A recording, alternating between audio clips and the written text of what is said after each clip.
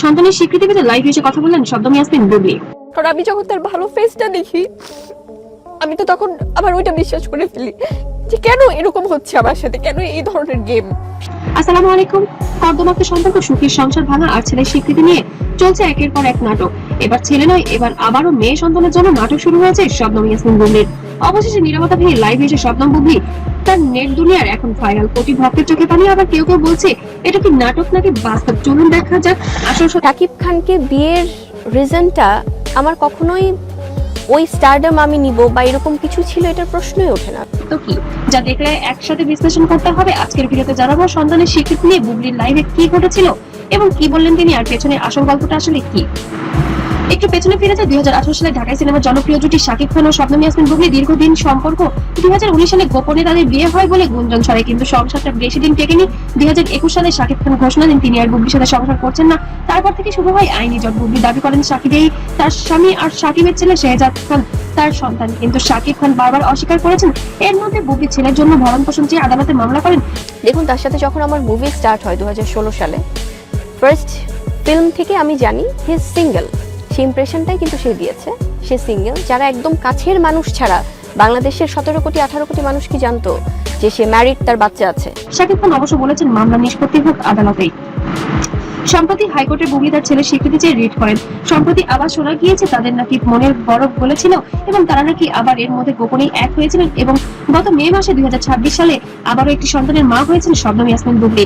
ফেসবুকে একটি পোস্ট দিয়ে সবাইকে জানান দেন বাবা নাকি আবারও সেই শাকিব খানই, কিন্তু শাকিব খানের পক্ষ থেকে এখনো কোনো ফেসবুক পোস্ট অথবা কোনো মিডিয়াতে এসে কিছুই বলেননি। আর সোশ্যাল মিডিয়ার লাইভে এসে বুবলি বলেন, আর সেখান থেকেই তিনি বললেন তা মুহূর্তেই ভাইরাল হয়ে যায়। লাইভটা ছিল প্রায় আধা ঘন্টার। চোখে পানি, কণ্ঠে বুক ফাটা কান্না। বুবলি প্রথমেই বললেন, আমি আর চুপ থাকতে পারছি না, আমার ছেলের মুখের দিকে তাকিয়ে খুব কষ্ট হয়। আমি একা মা, কিন্তু ছেলে যে সমাজে মুখ দেখাতে পারি না। আমার মেয়ে সন্তান, এর ভবিষ্যৎ কি হবে। আমার মেয়ে তো অনেক শান্ত ছিল। একটা কথা বলবো, আমার নাতির প্রতি যেন সে সবসময় কেয়ারফুলি থাকে এবং আমার নাতির জন্য আপনারা।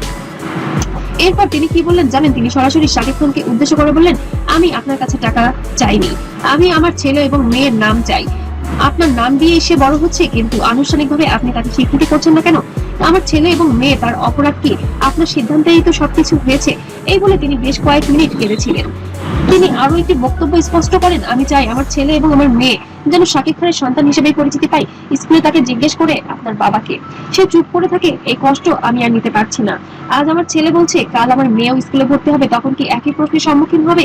আপনাদের কাছে প্রশ্নটা রেখে গেলাম, যদি আপনার সন্তানের সাথে এমন হতো আপনি মা হিসেবে কি করতেন? আসলে বুবলির এই কথাতেই যেন পুরো দেশবাসী থমকে যায়। আসলেই তো এটি সত্যি কথা যে স্কুলে যখন আমি যে মানুষটাকে বিয়ে করেছি তখন তো সে শুধুমাত্র আমার হাজবেন্ডই ছিল, আমি তাকে সিঙ্গেলই দেখেছি।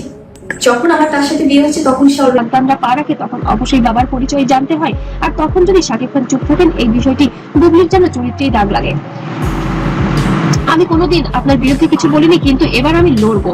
লাইভের কিছু কথা যেন মুহূর্তেই ভাইরাল হয়ে যায়। শুধু তাই নয়, তিনি ইঙ্গিত দেন, আমার কাছে সন্তান শিকারের প্রমাণ আছে, বাইরে এসে বলতে চাই না, আদালতেই বলবো। এই কথাগুলো বলেই তিনি লাইভটা শেষ করেন, কিন্তু রেখে যান হাজারো প্রশ্ন সব মায়েদের কাছে।